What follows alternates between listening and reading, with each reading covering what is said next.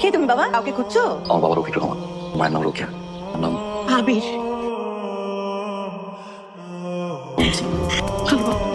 ভালো আছি। এসো।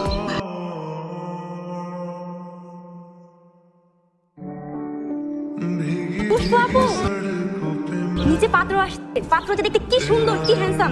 কি বলিস না তুমি দেখলে বুঝবা। রোকেয়া কেমন আছে? শরীরটা কেমন? জি ভালো আছে। কি একটা ছোট্ট সামান্য ভুল বোঝাবুঝিতে আমাদের দুই পরিবারের দূরত্ব বেড়ে গেল। আবির, তুমি এখন কি করছো? আমি একটা আইটি ফার্মে আছি। আন্টি পুষ্প কেমন আছে? পুষ্পকে দেখছি না যে।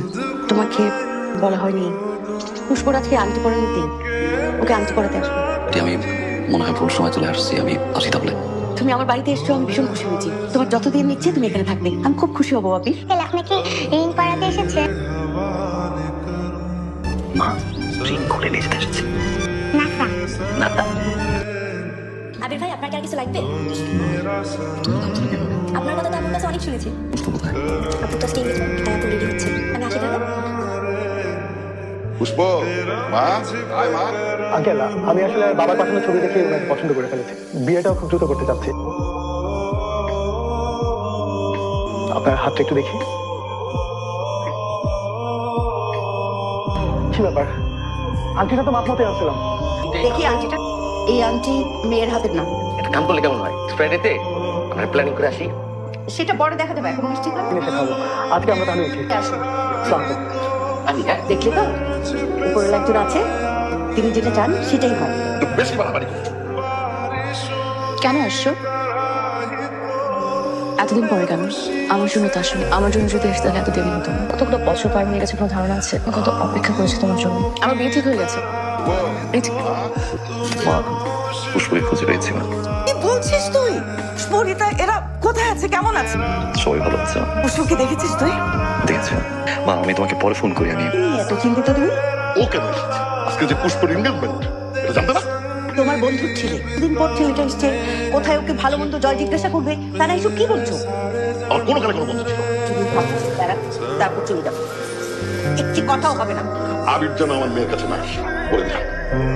সময়ের সাথে সাথে আমরা সবাই বলবো জীবনের প্রয়োজন নেই। তোমার আমাদের ছোটবেলার কথা মনে আছে? সময় আসলে মানুষকে বদলায়। বাবা জোর করে আমার বিয়েটা ঠিক করে। আমি চাই না তুমি আমার জন্য কষ্ট পাও। বিয়েটা কিন্তু এখন হয়নি। নিয়তি বিশ্বাস করি আমি। কপালে কি আছে সেই জানে। আমি চলে যাবো যদি তুমি চাও। আমার চাওয়াতে যদি সবকিছু হতো তাহলে আজ আমার বিয়ে আরেকজনের সাথে হতো না। যাও না, যাও। যাবো আমি ঠিকই, আমার পুষ্পকে সাথে নিয়ে যাবো। এখনো ভালোবাসি পুষ্প, আগের মতো।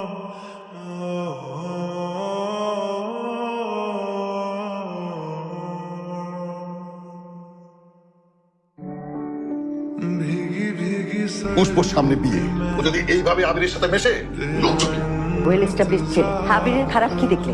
ওকে আমি কথা দিয়েছিলাম এর সাথে আমার মেয়ের বিয়ে দিব। পুষ্প, ওর তো এই বিয়েতে মতই নেই, ওর উপর চাপিয়ে দেওয়া হচ্ছে। আবিরকে যেন আমার মেয়ের আশেপাশে একদম না দেখি। আমি কি করব? এই শুক্রবার পাত্রপক্ষ আবার আমাকে দেখতে আসবে। একদিকে বাবা, আরেকদিকে তুমি। আমি তোমাকে ভালোবাসি আবির। আমি পারবো না তোমাকে ছাড়া থাকতে। প্লিজ তুমি কিছু একটা করো। আমি তোমাকে ছাড়া অন্য কারোর কথা ভাবতে পারবো না।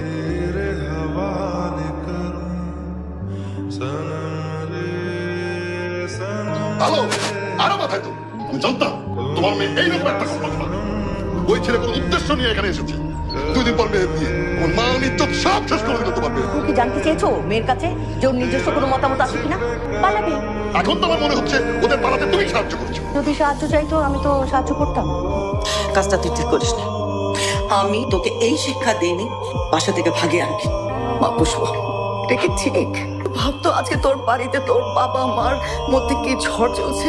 আর যেখানে আবিরের কোনো দোষ নেই। আমার বাবা আসলে আমাকে অন্য আরেকজনের সাথে বিয়ে দিতে চাচ্ছিল, তাই আমি আবিরকে নিয়ে পালিয়ে এসেছি।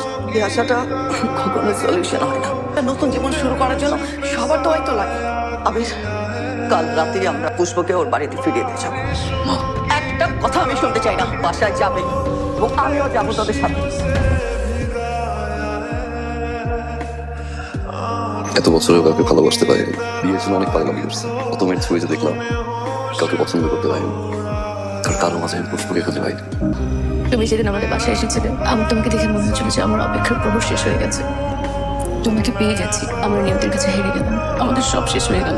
তোমার মা রাজি হবে না, আমার বাবাও রাজি হবে না। শুনেছি ভালোবাসার মানুষ জড়িয়ে ধরলে নাকি সব দুঃখ কষ্ট সবকিছু মুছে যায়। ভাইজান একটু মাথাটা ঠান্ডা করে, আমি আপনার মেয়ে পুষ্পকে বাসা ফিরিয়ে আনছি। চাচা পুষ্পর কোনো দোষ নেই, আমি জোর করে নিয়ে গিয়েছিলাম।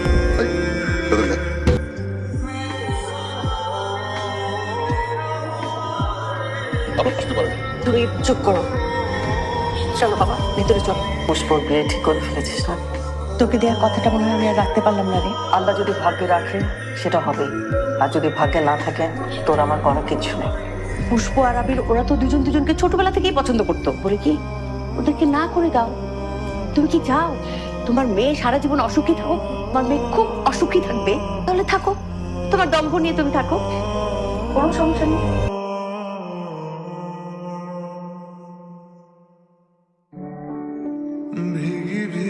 তুমি দম্ভ নিয়ে থাকবে? তোমার মেয়েটা যে একা হয়ে যাচ্ছে তোর চোখে পড়ে না? মেয়েটার জন্য মায়া লাগে না? হ্যাঁ বাবা চল। ভাবি দাঁড়ান, আমার মেয়েটাকে এভাবে ফেলে রেখে গেলে ও খুব একা হয়ে যাবে। বাবা হিসেবে আমি সহ্য করতে পারবো না। আমার মেয়েটাকে নিয়ে যান না।